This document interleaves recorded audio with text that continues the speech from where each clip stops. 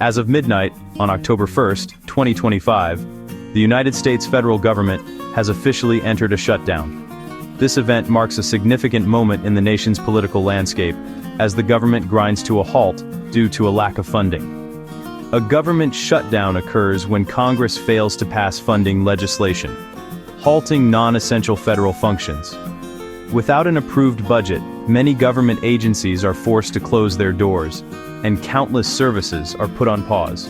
Congress must pass appropriations bills, or a continuing resolution, known as a CR, to keep the government running smoothly. These bills allocate money for federal agencies and programs, ensuring that everything from national parks to passport offices can operate. This time, even a temporary CR solution failed, leading to the shutdown. Lawmakers were unable to reach an agreement, leaving the government without the funds it needs to function. Essential services like military operations and law enforcement continue, but employees in these roles often work without pay until the shutdown ends. Their dedication keeps critical systems running, even in uncertain times.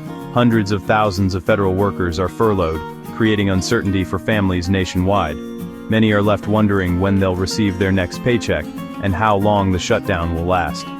National parks close, passport processing slows, and scientific research halts. Everyday Americans feel the impact, from canceled vacations to delayed government services. A shutdown is more than a political headline.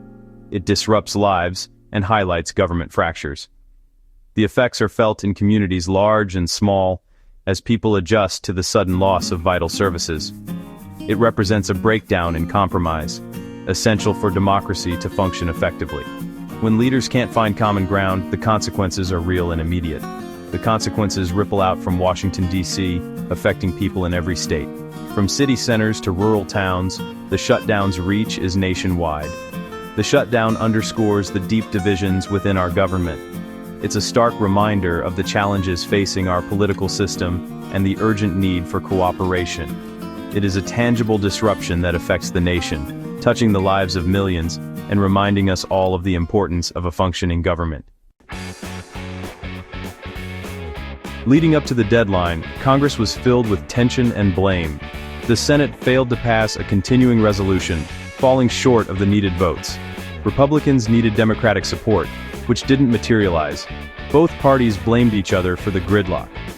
Republicans claimed Democrats were holding the government hostage for concessions. Democrats argued Republicans refused good faith negotiations. The core disagreement is over what should be included in funding bills. This ideological clash turned routine funding into a political showdown.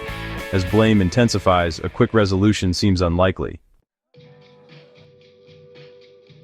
Republicans argue their budget stance fulfills a clear voter mandate from the 2024 elections, claiming that Americans sent them to Washington to restore fiscal discipline and accountability. With President Trump back in office, Republican leaders say they have a renewed opportunity to rein in government spending, cut unnecessary programs, and reverse many Biden-era policies they believe contributed to rising deficits. Immigration remains a central issue.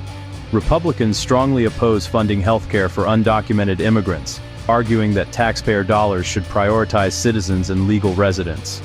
They also resist efforts to restore federal funding to NPR and PBS, viewing these outlets as biased and insisting that public money should not support what they see as partisan media.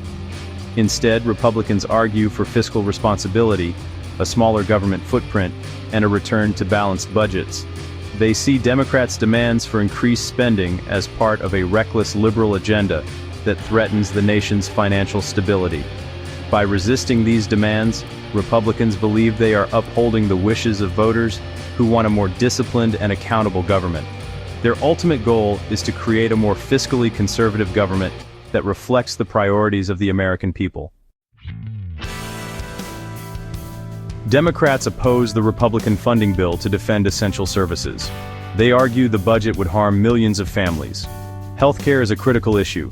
They want to continue enhanced Obamacare subsidies. Democrats also fight to restore funding for public media like NPR and PBS. They see these as vital for education and independent journalism. Democrats accuse Republicans of prioritizing political retribution over public needs. They are ready to negotiate but won't compromise on core principles. Their stance is about defending families and access to information.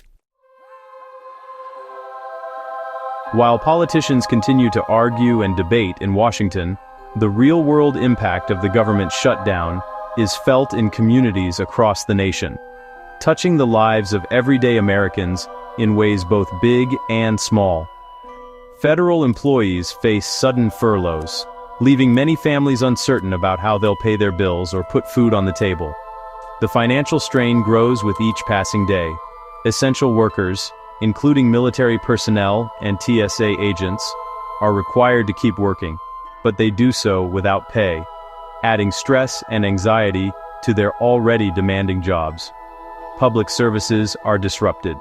National parks and museums close their doors, disappointing families and tourists, and hurting local economies that depend on visitors.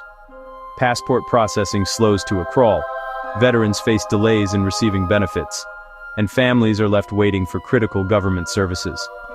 Scientific research is stalled, putting important medical and technological progress on hold, and threatening future innovation.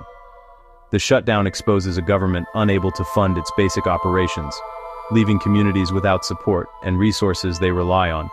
It erodes public trust, creates hardship for millions, and deepens the sense of uncertainty and frustration among citizens. To resolve this crisis, leaders must put aside differences and engage in genuine compromise, working together for the good of the country. When Washington fails to act, it's the people, families, workers, and communities who ultimately pay the price for political gridlock.